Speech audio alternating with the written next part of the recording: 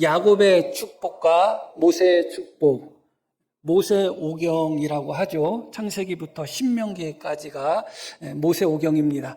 거기에 야곱의 축복과 모세의 축복은 가장 대표적인 축복입니다. 오늘 우리가 읽으신 말씀은 모세가 이스라엘 백성들을 축복하기 전에 시작되는 말씀입니다. 실제로 이스라엘 지파를 축복하는 내용은 읽지 않았고 또 설교에서 오늘 말씀에서는 살펴보지 않겠습니다.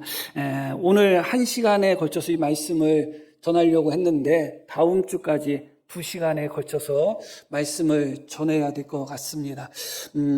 두 축복, 야곱의 축복과 모세의 축복을 잠깐 비교해 볼 필요가 있습니다. 창세기 49장에는 야곱의 축복이 나옵니다. 야곱이 자신의 아들들 12명에게 축복을 하는 것이죠. 죽기 전에 야곱은 축복을 하고 죽습니다. 오늘 말씀 속에서도 모세도 마찬가지입니다. 자신이 죽기 전에 마지막 순간 이스라엘 12지파를 축복하면서 마지막을 맞이합니다. 믿음의 영웅들의 한결같은 모습이 아닌가 그렇게 생각합니다. 죽기 전에 나 안 죽고 싶어, 나 무서워 벌벌 떠는 분이 있는가 하면 자손들에게 축복의 말, 은혜의 말을 담대히 전하며 평안히 떠나는 사람이 있습니다. 야곱도 죽음을 앞두고 자신의 아들들에게 축복을 하였고 모세도 죽음을 앞두고 자신의 이끌었던 이스라엘 백성들에게 축복을 합니다. 하나님은 야곱에게 축복하라는 말씀도 안 하셨고 모세에게도 축복하라는 말씀을 안 하셨습니다. 그럼에도 불구하고 이 믿음의 영웅 두 사람은 죽기 직전에 마지막으로 자기 아들들에게 축복하고 자기 백성들에게 축복함으로 죽음을 맞이한 것을 우리가 알게 됩니다. 먼저 야곱의 축복을 잠깐 살펴볼 필요가 있어요.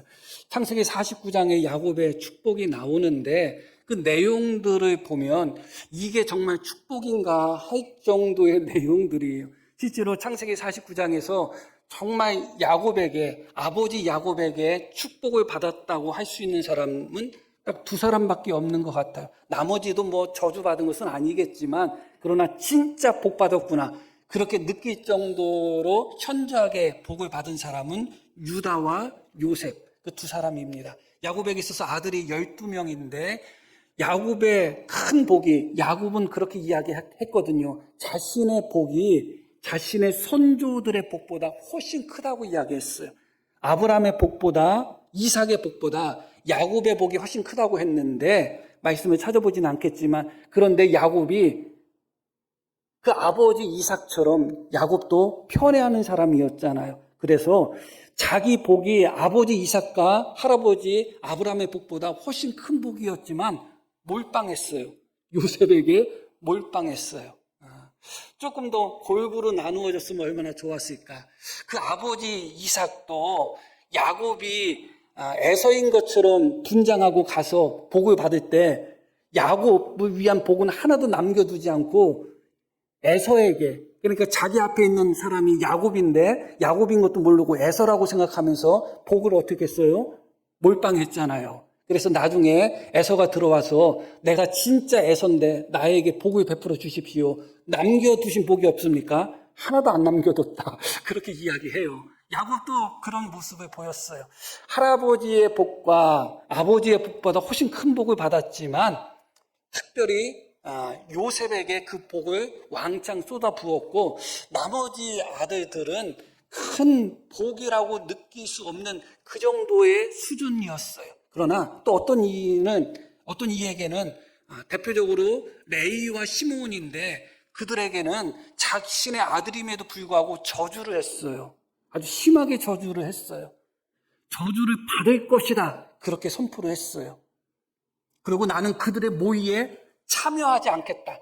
상관하지 않겠다. 그렇게 이야기합니다. 그리고 이스라엘 백성들 중에 레위와 시므온을 흩어버리겠다. 그렇게 이야기해요. 마지막 죽는 순간에 물론 레위와 시므온이 잘한 것은 없습니다. 그럼에도 불구하고 축복이 아닌 엄청난 저주를 선포하고 죽음을 맞이합니다. 그래서 실제로 야곱의 축복이라고 하지만 야곱의 축복에 있어서 복을 받은 아들들도 있지만 그렇게 복이라고 느끼기 어려운 정도의 복을 받은 사람도 있고 어떤 아들은 심지어 저주까지 받았다. 내가 그들의 모임에 내가 참여하지 않고 상관하지 않겠다. 그건 어떻게 보면 호적을 파겠다는 의미와 같은 거예요. 내 자식들이지만 나는 상관 안 할 거야. 끊어버릴 거야. 이스라엘 백성들 중에 흩어버릴 거야. 그런 의미거든요. 그래서 레위와 시므온은 아버지로부터 저주를 받았습니다. 아버지 야곱이 죽은 후에 참 얼마나 그것이 무거웠을까 하는 생각을 또 하게 돼요. 이게 여하튼 야곱의 축복이었습니다. 축복이었지만 상당히 부족한 축복이었죠. 오늘 말씀에는 모세의 축복인데 내용 전체를 읽어보지는 않았습니다. 그냥 서론적인 부분을 보았죠. 본문 1절 말씀 한번 보겠습니다. 하나님의 사람 모세가 죽기 전에 이스라엘 자손을 위하여 어떻게 했다? 축복함이 이러하다. 이렇게 말씀이 나와요. 그러니까 모세가 죽기 전에 이스라엘 자손들을 위하여 축복했다. 그렇게 나오는데 여러 가지 특징이 있어요. 그런데 가장 현저한 특징은 뭐냐? 한 지파도 저주받은 지파가 없다는 거예요. 모든 지파에게 다 축복을 했습니다. 야곱은 그의 아들 중에 레위나 시므온에게는 저주를 선언했거든요. 그런데 모세는 이스라엘 어떤 지파에게도 저주를 선언하지 않았어요. 모든 지파에게 축복을 선포했습니다. 그런데 예외가 있어요. 빠진 지파가 있습니다. 한 지파가 빠졌어요. 어떤 지파가 빠졌냐? 시므온 지파가 빠졌어요. 여러 가지 해석할 수 있는 가능성이 있습니다. 왜 시므온 지파 한 지파가 빠졌을까 하는 생각을 하게 돼요. 그런데 이스라엘 백성들이 애굽에서 나와서 인구 조사를 했는데 민수기는 인구를 조사했다는 의미의 숫자라는 의미거든요. 인구 조사를 의미합니다. 그게 민수기인데 민수기에는 두 번의 인구 조사가 있어요. 애굽에서 나와서 2년째 되는 해에 첫 번째 인구 조사, 그리고 가나안 땅 들어가기 전에 40년째 되는 해에 두 번째 인구 조사가 나와요. 그 첫 번째 인구 조사와 두 번째 인구 조사 전체 숫자는 2,000명이 차이가 안 나요. 그러니까 거의 같다고 보면 되는 거죠. 60만 명이 조금 넘어요. 첫 번째 조사에서도 60만 명이 조금 넘고 두 번째 40년이 지난 후에 두 번째 인구 조사에서도 60만 명이 조금 넘습니다. 한 1,800명 정도? 그 정도밖에 차이가 안 나요. 광야 40년 동안 범죄한 이스라엘 백성들이 다 죽었음에도 불구하고 첫 번째 인구조사와 두 번째 인구조사의 숫자적인 차이는 거의 없다. 그런데 시므온 지파만 특이해요. 첫 번째 인구조사했을 때 시므온 지파는 12지파 중에 3위였어요. 세 번째. 인구수가 그렇게 많았던 지파예요. 거의 6만 명 정도가 되었던 지파가 시므온 지파예요. 그런데 40년이 지난 후에, 정확하게는 38년이죠. 38년이 지난 후에 시므온 지파는 시작할 때, 애굽에서 나올 때는 12지파 중에 3등이었는데 가나안 땅 들어가기 직전에 인구 조사했을 때는 꼴찌였어요. 3등이 꼴찌 된 거야. 3등이 5등 된 것도 아니고 6등 된 것도 아니고 꼴찌. 그것도 현저한 꼴찌. 바로 위하고 조금 차이 나는 꼴찌가 아니라 많이 차이 나는 꼴찌예요. 말씀드렸듯이 이스라엘 백성의 총수에는 변함이 없었다고 말씀드렸죠. 한 2,000명 안 되게 차이가 나니까 변함이 없다고 보시면 돼요. 그런데 시므온 지파는 처음 인구조사했을 때 5만 9천 명이 넘었거든요. 그런데 두 번째 인구조사했을 때는 2만 2천 명 정도밖에 안 됐어요. 엄청나죠? 6만 명 정도 됐던 인구가 2만 명 조금 넘은 거예요. 몇 프로가 줄어드는 거예요? 전체 이스라엘 지파의 백성들의 숫자에는 변동이 없는데 시므온 지파는 거의 4만 명 가까이, 3만 7천 명 정도가 줄어들었습니다. 그리고 시므온 지파만 유일하게 2만 명 초반대예요. 나머지는 아무리 적어도 3만 명, 4만 명, 5만 명, 6만 명, 7만 명인데 오직 시므온 지파만 그랬죠. 말씀드렸듯이 애굽에서 나올 때 6만 명 가까이 12지파 중에 3등 했던 지파가 광야 생활을 보내는 그 기간 동안 수많은 사람들이 죽어서 결국은 모든 지파 중에 꼴찌 지파가 됐어요. 이유가 있습니다. 그 부분에 대해서 자세하게 말씀드릴 시간은 없지만 큰 틀에서 이해하시면 됩니다. 그것은 광야 40년 동안 가장 많은 반역에 앞장섰던 지파가 시므온 지파다. 그렇게 이해하시면 됩니다. 민수기 20장부터는 마지막 40년째의 이야기를 다룹니다. 민수기 20장부터. 그래서 민수기 20장부터 신명기 끝나는 순간까지는 그 1년도 안 되는 기간을 다루고 있는 거예요. 마지막 40년째이기 때문에 그렇습니다. 그때 어떤 일이 벌어졌는가? 우리가 잘 아시는 바와 같이 이스라엘 백성들이 시딤이라는 곳에서 모압 땅에 있는 곳이에요. 우상을 섬기죠. 바알 부호를 섬기고 또 미디안 여인과 모압 여인들과 음행함으로 말미암아 연병이 돌았습니다. 이스라엘 백성들이 엄청 많이 죽었어요. 그때 수많은 이스라엘 백성들이 죽는 그 순간에 모든 이스라엘 백성들은 회막 문 앞에 나와서 눈물을 흘렸습니다. 그 눈물이 회개의 눈물인지 혹은 그냥 단순히 슬퍼해서 흘리는 눈물인지 여하튼 백성들은 회막 문 앞에서 울고 있었는데 그때 시므온 지파의 족장의 아들 중에 한 명인 시므리라는 자가 모든 백성들이 앞에서 울고 있는 그 자리, 우상을 섬기고 음행함으로 말미암아 이스라엘 백성들에게 연병이 찾아와서 수많은 사람이 죽어나가는 그 현장 속에서 미디안 여자를 데리고 와가지고 이스라엘 백성들이 보는 앞에서 음행을 범해요. 그게 시므온 지파 사람이에요. 그것을 누가 막았는가? 우리가 아시는 바와 같이 비느하스가 막았습니다. 시므온 지파는 야곱이 처음이 아니라 죽는 순간 축복할 때 레위와 함께 같이 저주받았던 사람이에요. 그런데 놀랍게도 레위는 하나님의 제사장 지파로서 모세 시대 때는 그렇게 쓰임을 받았는데 시므온 지파는 처음부터 끝까지 계속 어긋나는 모습을 보였습니다. 그러니까 결국은 이 시므온 지파가 광야 40년에 가장 큰 악을 행한 것이고 바로 직전, 모세가 죽기 바로 직전, 모세가 이스라엘 백성들을 축복하기 바로 직전에 바알 부올이라는 우상을 섬기고 음행하는 데 있어서 시므온 지파가 앞장섰던 지파인 거예요. 바로 직전. 그게 몇 달이 안 돼요. 몇십 년 전, 몇 년 전 사건이 아니라 몇 달 전, 불과 몇 달도 안 되는 전에 이스라엘 백성들이 음행을 범하고 우상을 섬기고 그 일에 있어서 시므온 지파가 앞장선 겁니다. 그래서 결국 시므온 지파의 숫자가 처음에는 6만 명 가까이 됐던 지파가 2만 명 조금 넘는 수준으로 떨어진 거죠. 도저히 축복할 수 있는 지파가 아니에요. 어떤 학교에 선생님이, 교장 선생님이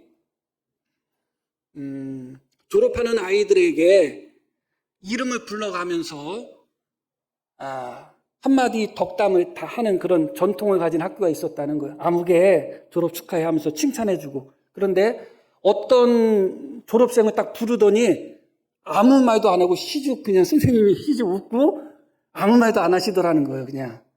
그래서 물어봤다는 거죠. 왜 저한테는 아무 말도 안 하셨어요? 야, 네가 학교 생활하는 동안에 계속 너 엄청나게 사고 많이 쳤어. 내 속을 엄청 많이 속 썩였지 않느냐. 그래서 내가 너로 말미암아 속 썩고 힘들었던 일들이 또 너로 말미암아 학교가 힘들었던 일들이 참 많았다. 그래서 그래도 내가 너를 좀 축복은 해야 되고 덕담을 해야 되는데 도저히 못하겠더라. 도저히. 그래가지고 그러나 내 마음이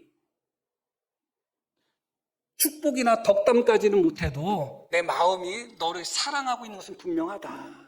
그래서 내가 그냥 웃었다. 아무 말도 안 했다.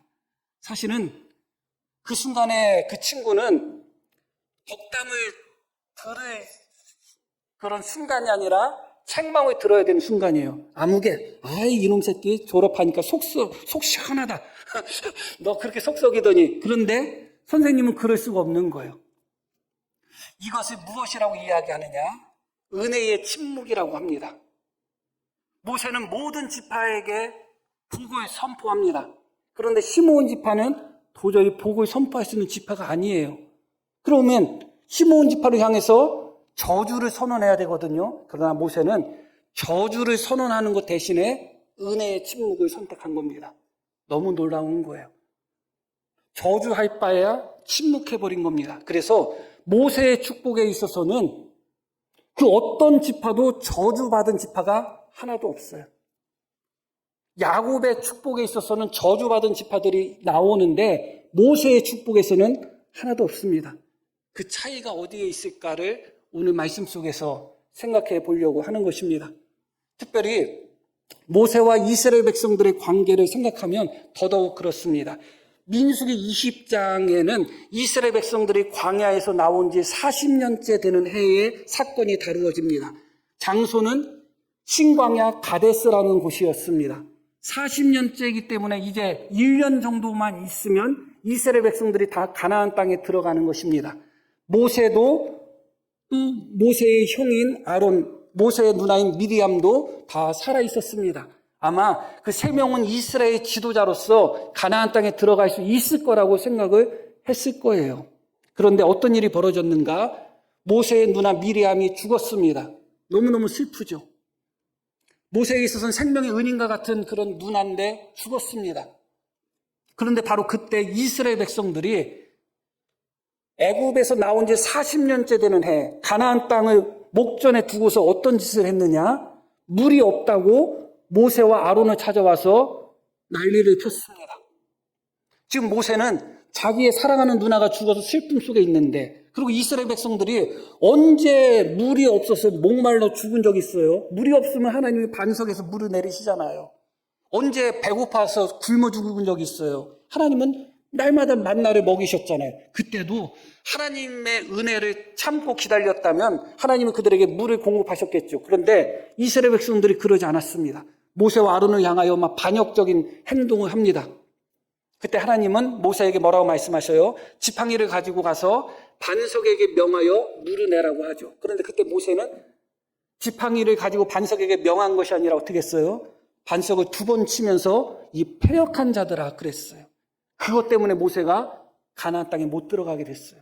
그것 때문에 아론도 못 들어가고 모세도 못 들어가고 이 3남매가 다 출애굽을 주도하고 또 지도하고 인도했던 3남매가 아무도 가나안 땅에 못 들어갔습니다. 모세가 보기에는 이스라엘 백성들은 분명히 패역한 자들이었어요. 완악한 자들이고 반역하는 자들이었어요. 그런데 그게 불과 몇 달 전에 있었던 일이에요. 그런데 놀랍게도 몇 달 전에 이스라엘 백성들의 패역한 모습을 보면서 이 패역한 자들아 그렇게 그들을 정죄하고 외쳤던 모세가 정작 몇 달 후에 죽기 전에는 한 지파도 빼놓지 않고 다 축복을 했어요. 오직 저주받을 수밖에 없는 시므온 지파조차도 저주하지 않고 침묵하는 거로, 은혜의 침묵으로 저주하지 않았어요. 너무 놀랍지 않아요? 마침 잘 됐다는 생각 들지 않겠어요? 우리 같으면 내가 안 그래도 이스라엘 이 지파들 때문에, 이 백성들 때문에 내가 가나안 땅에 못 들어가네? 얼마나 화가 나고 분이 나요. 패역한 자들이에요. 그런데 패역한 자들을 위해서 마지막에 한마디를 할 수 있다면 어떤 말을 하겠어요? 축복하겠어요? 저주하겠어요? 10중 팔고 마지막 순간에 저주를 할 겁니다. 우리 옛날 영화나 그 드라마를 보면 죽으면서도 막 눈을 막 이렇게 뒤집으면서 내가 이 원수를 내가 죽어서도 잊지 않겠다 하는 것처럼 아마 그럴 것 같아요. 그런데 놀랍게도 오래전에 있었던 일이 아니라 불과 몇 달 전에 있었던 일이에요. 그리고 그 몇 달 사이에 어떤 일들이 있었는지 알아요? 불뱀 사건. 그것도 바로 몇 달 전에 있었던 일이에요. 이스라엘 백성들이 하나님이 에돔 땅으로 해가지고 또 모압 땅으로 해서 가나안 땅으로 인도하시니까 삥 돌아가야 되니까 하나님 앞에 또 막 완악한 소리를 합니다. 우리가 이 박한 식물을 싫어하니 저러니 하면서 그때 하나님이 무엇을 보내셔요? 불뱀을 보내셨습니다. 이스라엘 백성들은 패역한 자들이 맞아요. 그럼에도 불구하고 하나님이 노뱀을 허락하셔가지고 불뱀에 물려서 죽어가던 자들이 노뱀을 보면 어떻게 됐어요? 살았죠. 그러고 나서 어떤 일이 또 벌어졌냐? 불과 얼마 안 있어가지고 모압 땅에서 바알이라는 우상을 섬기고 미디안 여인들과 모압 여인들과 음행을 했어요. 이게 다 몇 달 사이에 다 있었던 일들이에요. 이게 엄청나게 패역하죠. 어찌 이스라엘 백성들이 복을 받을 만한 백성들이겠어요. 그런데도 놀랍게도 한 지파에게도 저주가 임하지 않았어요. 모세의 마음속에 여전히 이스라엘 백성들이 패역하다는 생각이 들었다면 물이 없다고 해가지고 막 원망 불평하고, 길이 좀 험하다고 해서 하나님 앞에 원망 불평하고, 그래서 불뱀에 물리고, 마음의 음탕함과 음행을 쫓아서 우상을 섬기고, 또 우상을 섬기면서 또 여인들과 또 간음을 하고, 그런 짓거리를 몇 달 사이에 계속했어요. 누가 봐도 엄청나게 패역하죠. 그런데 놀랍게도 모세는 마지막 순간에 한마디의 저주도 없었습니다. 그들을 향하여 패역한 자들이라는 마음이 계속 있었다면 저주가 임할 수밖에 없죠. 그러나 놀랍게도 저주를 안 한 것으로 끝난 것이 아니라 시므온 지파에 대한 침묵 외에는 모든 지파를 향하여 축복하고 있습니다. 내용을 오늘 집에 돌아가셔서 읽어보시면 됩니다. 야곱은 아버지였음에도 불구하고 자신의 아들들을 축복할 때 어떤 아들에게는 저주까지 했습니다. 그것도 심한 저주까지 했어요. 그러나 모세는 패역한 족속들이고 반역한 족속들임에도 불구하고 40년 동안 이스라엘 백성들이 모세의 마음을 얼마나 아프게 했어요. 40년 동안 이스라엘 백성들이 얼마나 많이 반역하고 얼마나 못된 짓을 많이 했어요. 모세가 그것을 다 경험했잖아요. 그리고 모세는 이스라엘 백성들이 가나안 땅에 들어간 후에도 그들이 다시 하나님을 반역할 것을 알고 있었어요. 그래서 신명기 32장에 모세의 노래라고 일컫는 노래를 지어서 이스라엘 백성들에게 가르쳐줘요. 니네가 가나안 땅에 들어간 후에 또 반역할 거야. 나는 다 알고 있어. 그러니까 조심해야 돼 하면서 노래를 지어서 그들에게 가르쳐줘요. 40년 동안 광야에서 계속 반역을 했고 마지막 40년째가 되는 그 해에도 우상을 섬기고 음행을 하고 하나님 앞에 원망 불평하고 반역하고 누가 봐도 너무나 패역하고 앞으로도 개선의 점이 별로 안 보여. 앞으로 그들이 가나안 땅에 들어간 후에도 여전히 패역한 짓을 할 거예요. 그런데도 놀랍게도 그들을 향하여 한 지파도 빼놓지 않고 다 축복을 했다는 게 너무너무 놀랍지 않아요? 너무너무 놀랍습니다. 야곱의 차이와 모세의 차이가 어디에 있을까요? 아버지로서 자녀에게 축복하는 것이 훨씬 더 크지 않겠어요? 그러면 당연히 야곱의 축복이 훨씬 더 기해야 되고 커야 되는데 야곱의 축복은 아버지로서 자녀에 대한 축복임에도 불구하고 어떤 자녀에게는 저주를 하는 것입니다. 야곱의 축복은 아버지로서의 축복을 대표합니다. 그런데 어떤 아버지냐? 땅의 아버지로서의 축복을 대표하는 거예요. 땅의 아버지로서의 마음, 땅의 아버지로서의 사랑, 땅의 아버지로서의 축복이 야곱의 축복에 나옵니다. 자, 창세기 49장 한번 보겠습니다. 28절. 이들은 이스라엘의 12지파라. 이와 같이 그들의 아버지가 그들에게 말하고 그들에게 어떻게 했다? 축복했다. 아버지로서. 그런데 야곱은 하늘 아버지가 아니에요. 땅의 아버지야. 땅의 아버지로서 야곱은 이스라엘 백성들을 축복한 겁니다. 그래서 창세기 49장은 땅의 아버지의 사랑과 땅의 아버지의 마음과 땅의 아버지의 축복이 드러나고 있습니다. 그러나 우리가 함께 읽으신 신명기 33장에는 하늘 아버지의 사랑과 하늘 아버지의 은혜와 하늘 아버지의 마음이 담겨 있습니다. 신명기 오늘 본문 말씀 3절 말씀 보겠습니다. 여호와께서 백성을 사랑하시나니. 너무 놀라운 거예요. 모세가 축복하기 전에 뭐라고 이야기해요? 여호와께서 백성을 사랑하십니다. 그러니까 신명기 33장의 축복은 무엇에 근거하고 있는가? 하늘 아버지의 사랑, 하늘 아버지의 은혜에 근거하고 있는 거예요. 모세가 보기에는 이스라엘 백성들은 너무너무 패역한 자들이에요. 그래가지고 반석을 2번 치면서 이 패역한 것들아 그렇게 외칠 수밖에 없는 자들이었지만 놀랍게도 하늘 아버지는 그들을 어떻게 하신다는 거예요? 사랑하신다는 거예요. 모세의 축복은 하늘 아버지의 사랑과 하늘 아버지의 마음과 축복을 대표하는 것입니다. 그리고 또 하나의 차이점은 무엇이냐? 야곱의 축복은 땅의 아버지의 축복을 대표하지만 땅의 아버지의 축복의 특징이 나옵니다. 다시 창세기 말씀 한번 다시 볼게요. 이들은 이스라엘의 12지파라. 이와 같이 그들의 아버지가 그들에게 어떻게 말하고 그들에게 축복하였으니 뭐라고 나와요? 함께 읽습니다. 곧 그들 각 사람의 분량대로 축복하였다. 그들이 받을 만한, 그들이 어떻게 살았는지, 그들 아버지를 어떻게 섬겼고 하나님을 어떻게 섬겼고 인생을 어떻게 살았는지 그들의 삶의 근거를 해서 그들의 분량대로 축복했다는 거예요.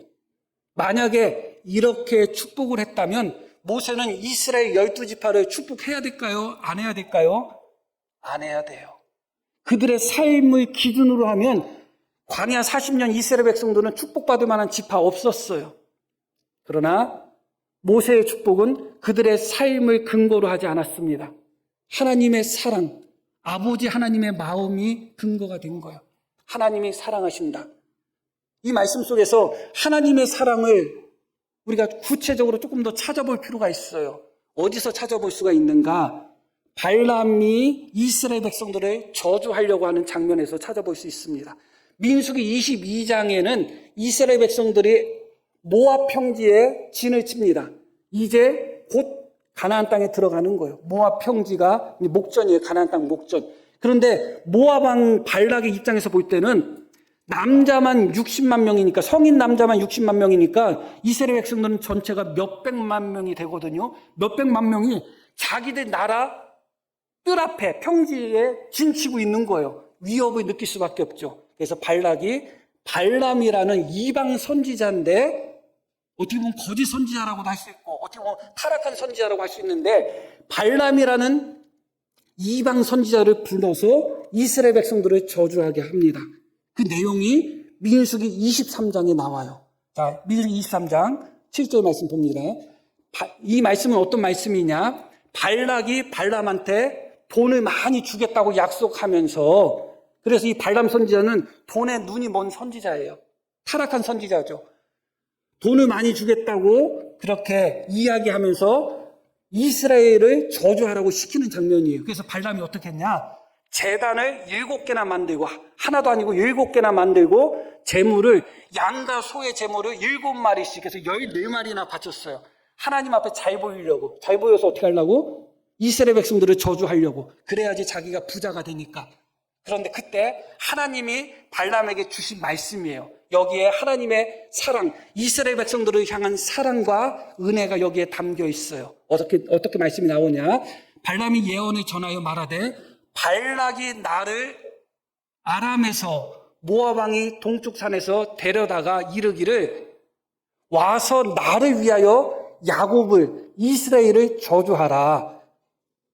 와서 이스라엘을 꾸짖으라 하도다. 이어진 말씀이 놀라운 말씀이에요. 함께 읽습니다.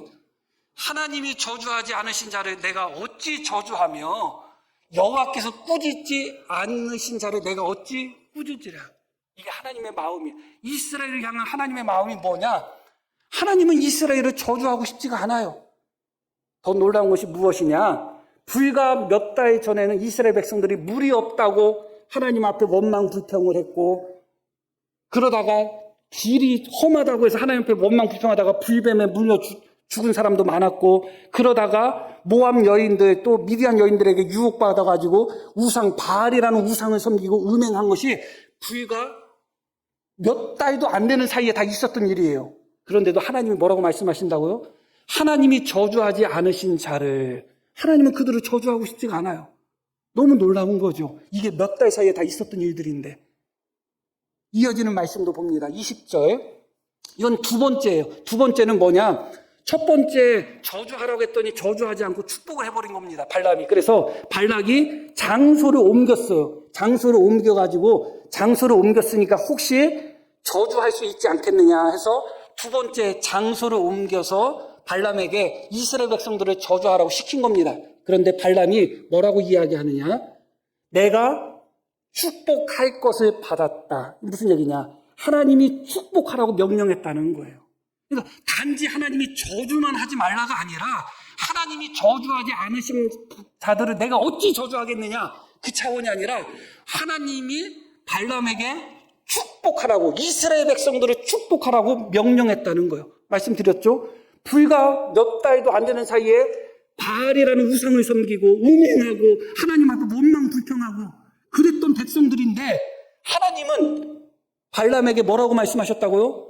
축복하라. 이스라엘 백성들을 축복하라고 명령하신 거예요.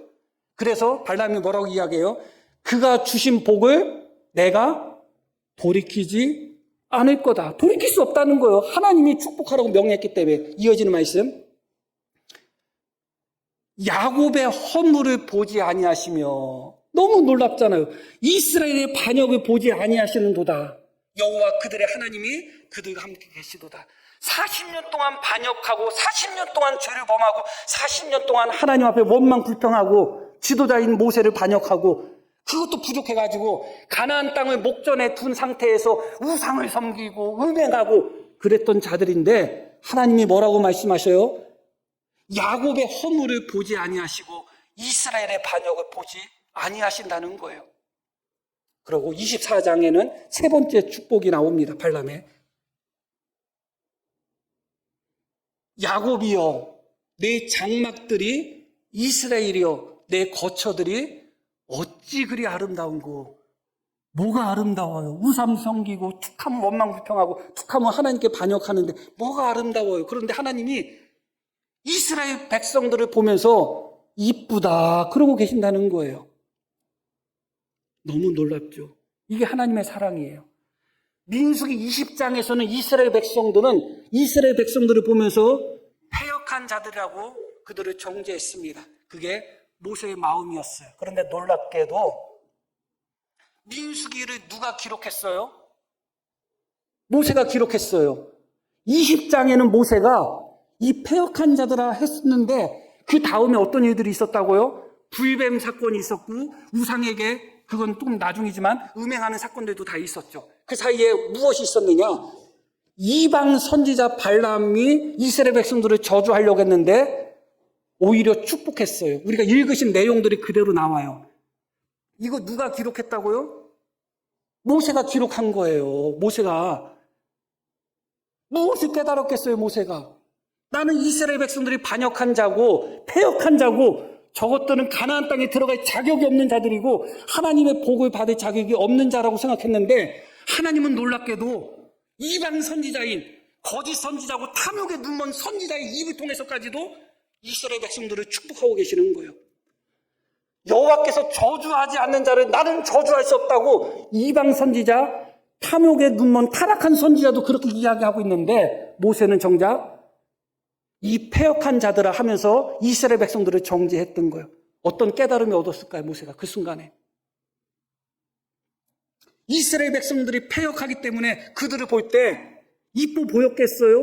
그런데 하나님은 그런 이스라엘 백성들이 아름답다는 거예요. 야곱이여 내 장막들이 이스라엘이여 내 거처들이 어찌 그리 아름다운지 하나님의 마음이 그렇다는 거예요. 그걸 모세가 깨달은 거예요. 하나님이 이스라엘을 어떻게 사랑하고 계시는지를 깨달은 거예요. 하나님은 이스라엘 백성들을 축복하고 싶어요. 그들이 그렇게 하나님의 마음을 아프게 하고 그렇게 반역을 일삼았어도 하나님은 그들을 축복하고 싶어 하는 거예요. 그래서 탐욕의 눈이 먼 타락한 이방 선지자인 발람조차도 하나님이 축복을 명해서 도저히 저주할 수가 없고 이방 선지자인 발람조차도 이스라엘 백성들을 축복하는 거예요. 그것을 모세가 깨달은 거죠. 하나님의 마음을 깨달은 것입니다. 하나님의 사랑을 깨달은 거예요. 내가 보기에는 한없이 패역한 자들이고 완악한 자들이고 복을 받을 만한 자들이 아닌데 그들의 그런 패역함과 완악함을 보면서도 하나님은 그들을 저주하기를 원치 않았다는 거예요. 그런 그들에게 축복하기를 원하셨다는 거예요. 그런 그들을 하나님이 사랑하신다는 거예요. 그런 그들의 허물을 보지 아니하신다는 거예요. 그러나 모세는 어땠을까요? 이스라엘 백성들의 허물이 보이지 않았겠어요? 하나님은 그들의 허물을 보지 아니하시는데 모세는 이스라엘 백성들의 허물이 보이는 겁니다. 그래서 반역한 자들아, 패역한 자들아 하면서 정죄를 하는 겁니다. 하나님은 이스라엘 백성들을 축복하기를 원하시고 그들에게 저주하기를 원치 않으십니다. 그들의 반역에도 불구하고. 그러나 모세는 이스라엘 백성들이 한없이 패역하게 보이는 거예요. 그것이 모세의 깨달음인 것이고 결국 모세는 하나님의 사랑, 하나님의 마음, 하늘 아버지의 참된 은혜를 그대로 받아들인 것입니다. 하나님이 이스라엘 백성들을 축복하기를 원하는데 모세가 이스라엘 백성들을 저주해서 되겠어요? 하나님이 이스라엘 백성들의 허물을 안 보는데 모세가 이스라엘 백성들의 허물을 들춰서 되겠어요? 하나님께서 이스라엘 백성들을 저주하지 않으시는데 하나님께서 저주하지 않으신 자를 내가 어찌 저주하리요? 발람이 외쳤듯이 어찌 모세가 그렇게 할 수 있겠어요? 그럴 수가 없었던 겁니다. 왜냐하면 모세는 하나님의 사람이었기 때문에 그래요.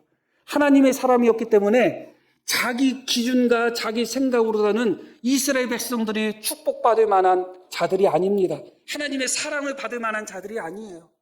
그러나 하나님은 사랑하신다는 거예요. 그들을. 하나님은 그들에게 축복하시겠다는 거예요. 모세는 그 하나님의 마음, 하늘 아버지의 사랑, 하늘 아버지의 은혜, 하늘 아버지의 마음을 모세는 받아들인 것입니다. 하늘에 계신 너희 아버지의 온전하심 같이 너희도 온전하라고 말씀하고 계시잖아요.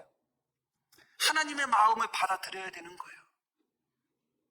하나님이 어떤 마음을 갖고 계시는지, 심지어 타락한 선지자조차도 이스라엘 백성들을 축복했다면, 타락한 선지자조차도 이스라엘 백성들을 저주하지 않았다면, 하물며 하나님의 사람, 하나님의 종, 하나님을 믿는 사람은 어찌 해야 되겠어요? 발람이라는 그 악독한 선지자조차도 하나님이 이스라엘 백성들을 저주하는 것을 원치 않고 이스라엘 백성들을 축복하는 것을 원하시는 것을 알기 때문에 발람조차도 이스라엘 백성들을 축복하고 저주하지 않았어요. 그런데 하나님을 믿는다고 하면서 우리는 전혀 하나님의 마음과 상관없는 삶을 살 때가 참 많습니다. 결론적인 부분에서 우리가 여러 가지를 기억할 필요가 있지만 한 가지만 기억하시면 됩니다. 하나님이 저주하지 아니하신 자를 내 생각과 내 기준으로 저주해서는 안 돼요. 하나님이 저주하지 않으신 자를 내가 어찌 저주할까? 하나님이 허물을 보지 아니하신 자들, 하나님이 잘못을 보지 아니하신 자들의 왜 허물을 보고 왜 잘못을 보면서 왜 들춰내고 정죄하여? 하나님도 그들의 허물을 안 보신다는데, 하나님은 야곱의 허물을, 이스라엘의 잘못을 보지 아니하신다는데, 하나님은 그런 그들을 축복하기를 원하신다는데 왜 내 생각과 내 기준을 가지고 욕을 하고 저주를 하고 비방을 하냔 말이죠. 모세가 하나님의 사람으로서 하나님의 마음을 받아들인 것처럼 우리도 하나님의 마음을 받아들이셔야 됩니다. 우리가 정말 본받고 따라야 될 분, 참된 사랑의 표본은 땅의 아버지가 아니에요. 야곱의 모습이 아니라 하늘 아버지의 모습이었고, 모세는 하늘 아버지의 축복, 하늘 아버지의 사랑, 하늘 아버지의 은혜를 백성들에게 그대로 선포했습니다. 우리도 그 하나님을 따라갈 수 있는 하늘 아버지의 마음과 사랑을 깊이 품고 살아갈 수 있는 우리 모두가 되기를 소망합니다. 자, 우리 들으신 말씀 기억하며